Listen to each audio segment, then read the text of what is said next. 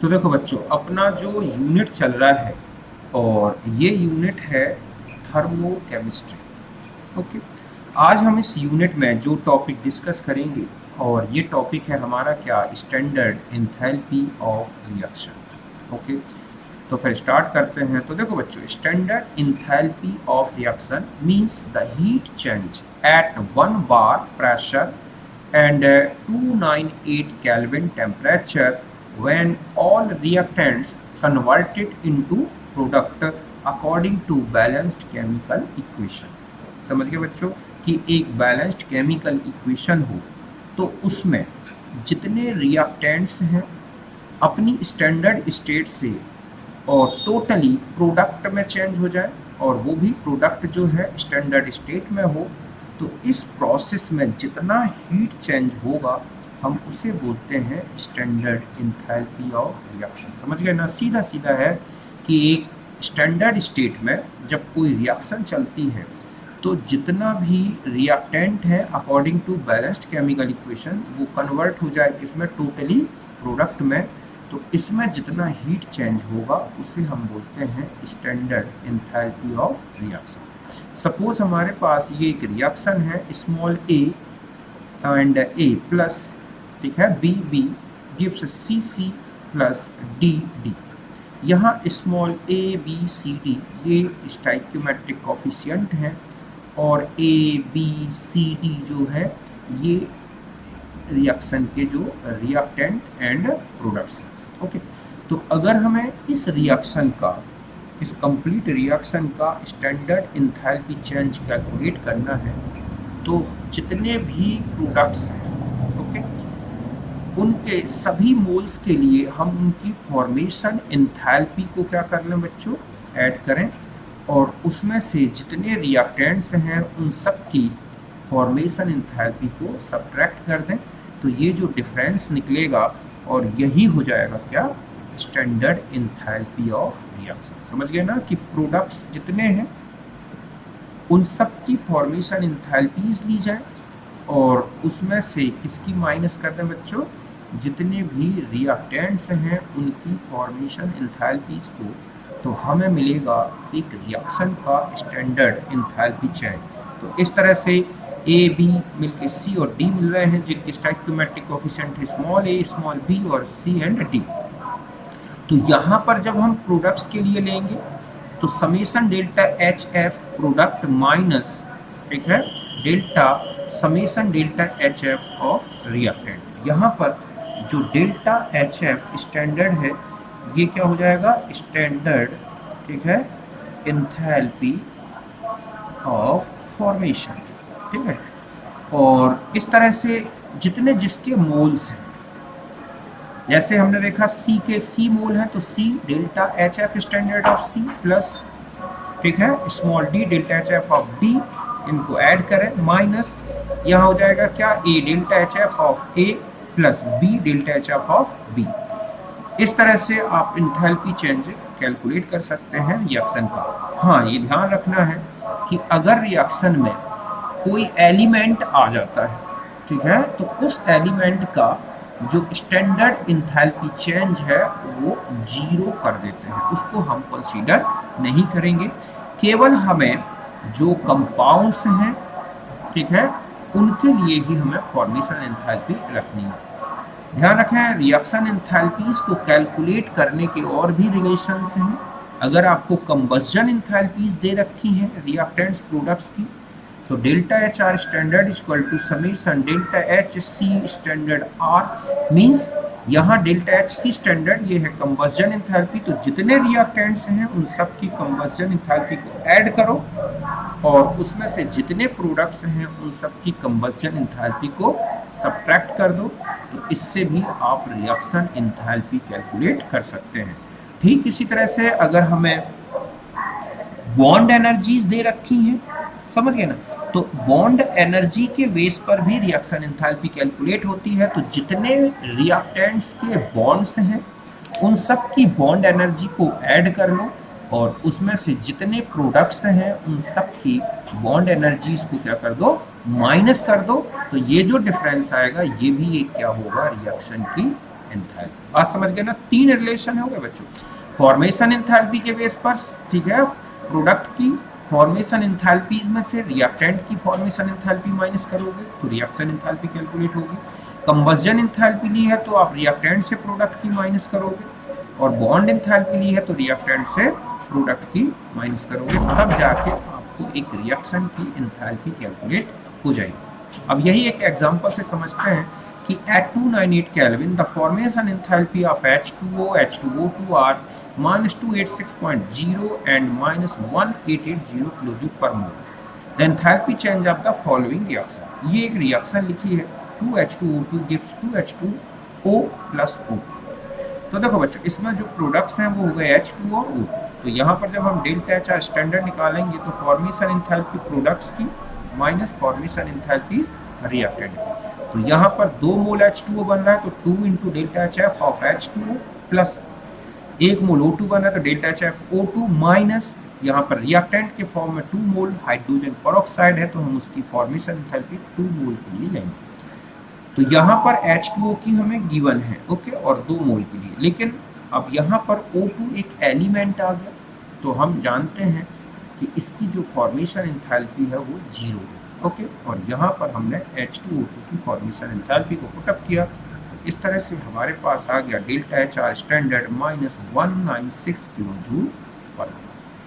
तो इस तरह से फॉर्मेशन एंथैल्पीज के बेस पर आपने एक रिएक्शन एंथैल्पी कैलकुलेट की। ठीक इसी तरह से हम कंबस्जन एंथैल्पी के बेस पर भी एक एग्जांपल समझते हैं कि the enthalpy of combustion of H2 cyclohexene and cyclohexane are -241 -3800 -3920 kilo joule per mole. Then calculate the heat of following reaction. ये लिखी है C6H10 plus H2 gives C6H12। ये जो है ये तो है बच्चों हेक्सीन और ये हो गया हेक्सेन, ओके। तो आपको हेक्सीन, हेक्सेन और हाइड्रोजन की कंबस्चन एंथैल्पीज दे रखी हैं।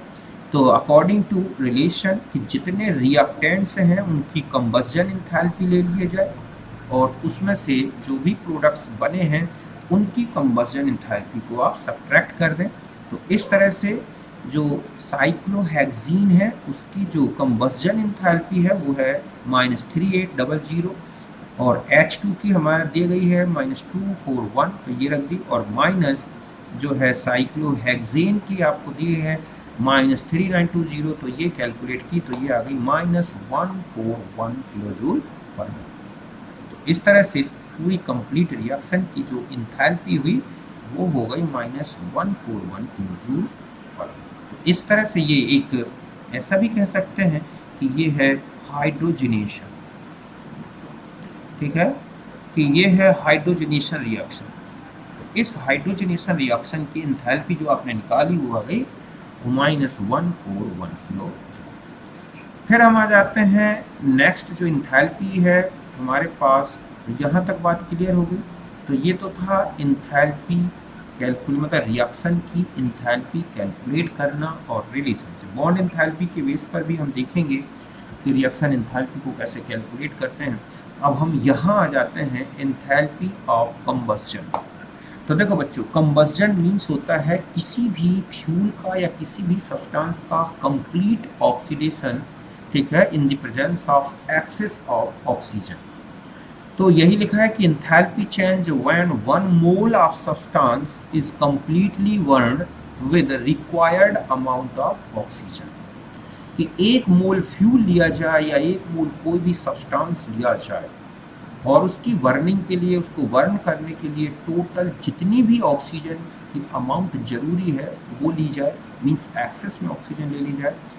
तो 1 मोल फ्यूल के कंबस्चन में जितना इंथैल्पी चेंज हो रहा है वही क्या है बच्चों, कंबस्चन इंथैल्पी। जैसे CH4 gas plus 2O2 CO2 plus 2H2, तो कंबस्चन इंथैल्पी ये किसकी हो गई, और CH4, तो ये है -892 किलो जूल पर मोल।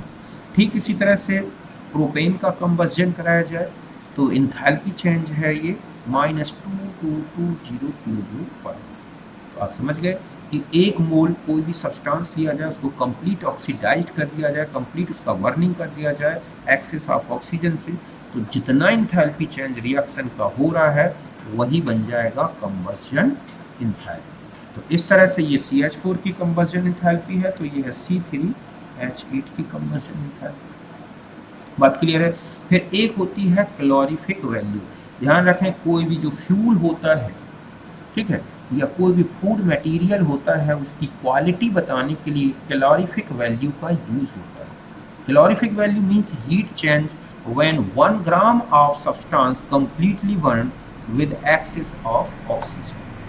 कि 1 ग्राम फ्यूल लिया जाए या 1 ग्राम सब्सटेंस लिया जाए और उसका कंप्लीट बर्निंग करा दी जाए, कंप्लीट कंबस्जन करा दिया जाए एक्सेस ऑफ ऑक्सीजन से, तो जितनी हीट रिलीज होगी वो कहलाती है calorific value. Calorific value equal to हो जाएगा combustion enthalpy upon molecular mass of substance.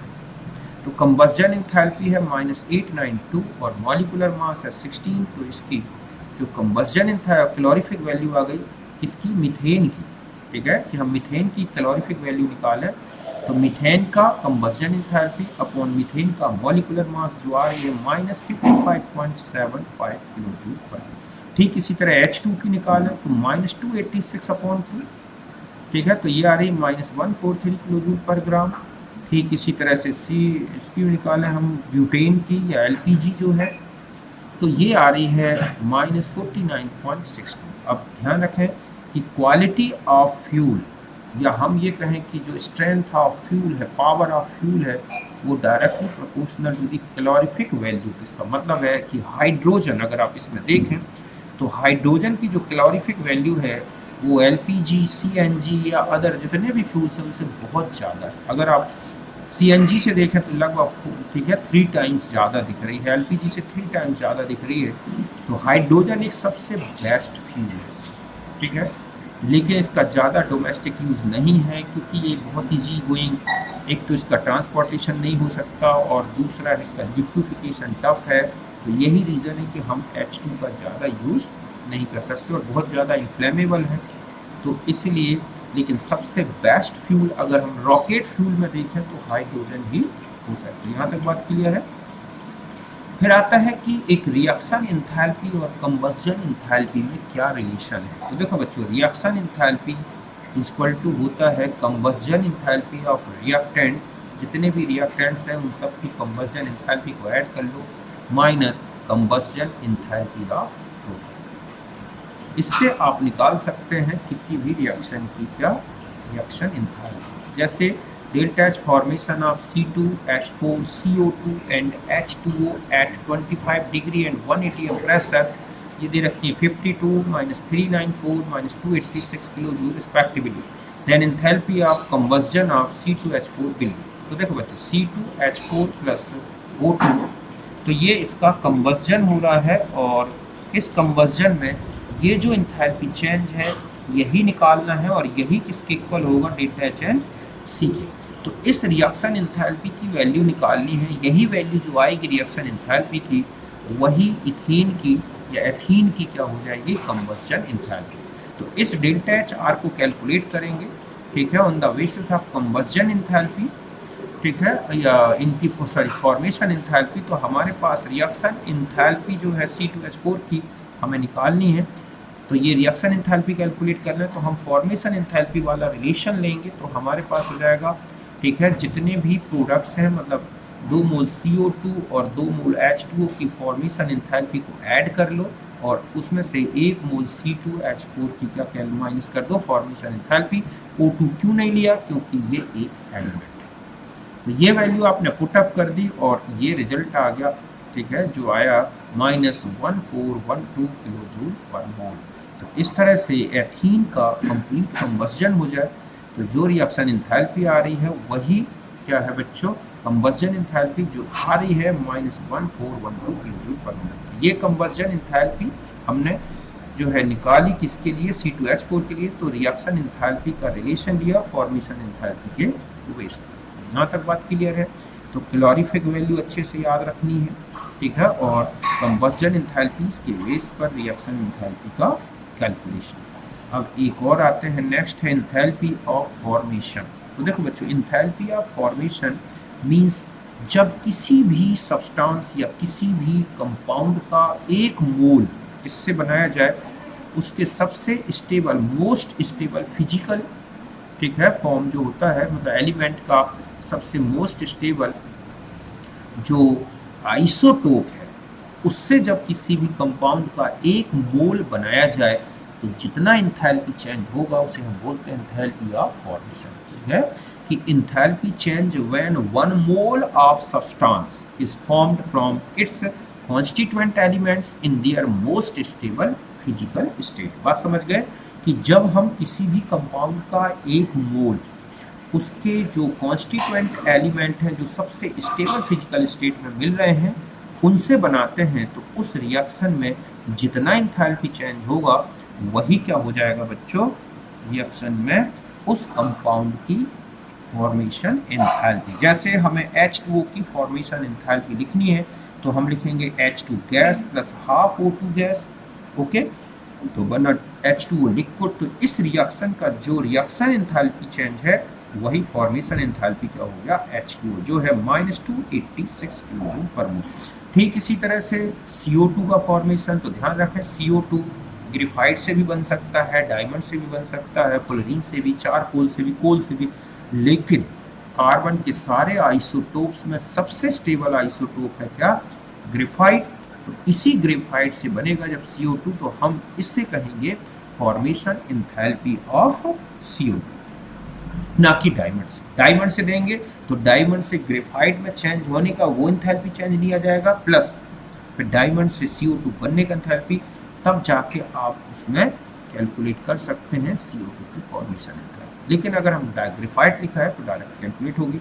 फिर आता है कि अगर आपको स्टेबिलिटी पूछी गई है कि कंपाउंड कब स्टेबल होगा और कब अनस्टेबल, तो ध्यान रखें stability of compound directly proportional to the negative value of delta H formation enthalpy और inversely proportional to the positive value of formation enthalpy। बात समझ गए कि जिस कंपाउंड की फॉर्मेशन एंथैल्पी जितनी ज़्यादा निगेटिव होगी, ध्यान रखें, वो उतना ज़्यादा स्टेबल होगा, और जितनी ज़्यादा पॉजिटिव होगी वो उतना ज़्यादा अनस्टेबल होगा या उतना ही लेस स्टेबल होगा। जैसे C2H4 की फॉर्मेशन एंथैल्पी है +52 किलो जूल पर मोल, जबकि H2O की है -286 किलो जूल पर मोल। इसका मतलब है कि H2O की जो स्टेबिलिटी है वो C2H4 से बहुत ज़्यादा है। ओके, और यही रीज़न है कि जो हाइड्रोकार्बन्स होते हैं उनकी फॉर्मेशन एंथैल्पी पॉजिटिव होती है, जिसके कारण ही बहुत ही एनर्जी वाले पार्टिकल्स होते हैं। और अगर हमें फॉर्मेशन एंथैल्पीज के बेस पर रिएक्शन एंथैल्पी कैलकुलेट करनी है तो ये रिलेशन लेंगे, formation enthalpies of product minus formation enthalpies of reactant. Suppose ये दे रखा है CH4 gas plus 2O2 give CO2 plus 2H2O delta H R, इसका दे रखा है -892 किलो जूल। तो हमें फॉर्मेशन एंथैल्पी निकालनी है CH4 की कितनी हो। इस रिएक्शन की enthalpy delta H R standard equal to जितने प्रोडक्ट्स बने हैं उनकी फॉर्मेशन एंथैल्पी ले लो और उसमें से रिएक्टेंट की माइनस कर दो। तो हमें रिएक्शन की एंथैल्पी दे रखी है, CO2 की फॉर्मेशन एंथैल्पी दे रखी है, H2O की दे रखी है क्वेश्चन में, हमें निकालनी है CH4 की, तो उसको हम x मान के और इस तरह से जब x कैलकुलेट करेंगे तो ये आ गई हमारे पास 8 किलो जूल पर मोल, पॉजिटिव है। तो इस तरह से CH4 लेस स्टेबल कंपाउंड होगा। इस तरह से अगर हमें फॉर्मेशन एंथैल्पीज पता है तो रिएक्शन एंथैल्पी, और रिएक्शन एंथैल्पी है तो फॉर्मेशन एंथैल्पी कैलकुलेट कर सकते हैं। अब देखो कुछ इंपॉर्टेंट रिलेशन बता दूं, जैसे कि HCl के 1/2 Cl2 1/2 H2 से अगर HCl बन रहा है तो इस रिएक्शन की एंथैल्पी ही HCl की क्या बन गई, फॉर्मेशन एंथैल्पी। ठीक इसी तरह से 1/2 I2 प्लस 1/2 H2 मिलकर HI बना रहे हैं, तो इस रिएक्शन की एंथैल्पी HI की फॉर्मेशन एंथैल्पी के इक्वल होगी। ठीक इसी तरह से Br2 और H2 मिलकर 2HBr बना रहे हैं, तो इस रिएक्शन में जो HBr की फॉर्मेशन एंथैल्पी होगी वो इस रिएक्शन की एंथैल्पी के हाफ की इक्वल होगी। ऐसा क्यों, क्योंकि इस रिएक्शन में 2 मोल HBr बन रहे हैं, तो 2 मोल HBr की रिएक्शन एंथैल्पी हमें दे रखी है, तो 1 मोल की लेंगे तो हम इसको डिवाइड कर रहे हैं 2 से, रिएक्शन एंथैल्पी को 2 से। ठीक इसी तरह से रोमिक सल्फर से SO3 बनाया जाए तो इस रिएक्शन की एंथैल्पी ही SO3 की फॉर्मेशन एंथैल्पी हो जाएगी। ऐसे ये है बेंजीन की फॉर्मेशन एंथैल्पी जो कि ग्रेफाइट और H2 की रिएक्शन से बना हुआ देखा जाएगा। तो इस तरह से आपको फॉर्मेशन एंथैल्पी ध्यान रखनी है। कोई भी क्वेश्चन आता है या कोई भी ऑब्जेक्ट आता है और उसमें लिखा है कि कौन सी रिएक्शन फॉर्मेशन एंथैल्पी को शो कर रही है, तो ध्यान रखें कंपाउंड का फॉर्मेशन उसके कॉन्स्टिट्यूएंट एलिमेंट की मोस्ट स्टेबल फिजिकल स्टेट से होता हुआ दिखना चाहिए। वही रिएक्शन में जितना भी रिएक्शन एंथैल्पी चेंज हो रहा है और अगर उसमें एक मोल कंपाउंड बन रहा है तो वही उसकी रिएक्शन एंथैल्पी फॉर्मेशन एंथैल्पी बन जाएगी। इस तरह से अभी आपने देखा ये एक कंबस्जन एंथैल्पी और एक फॉर्मेशन एंथैल्पी। बाकी एंथैल्पीज को हम नेक्स्ट टर्म में देंगे। ओके।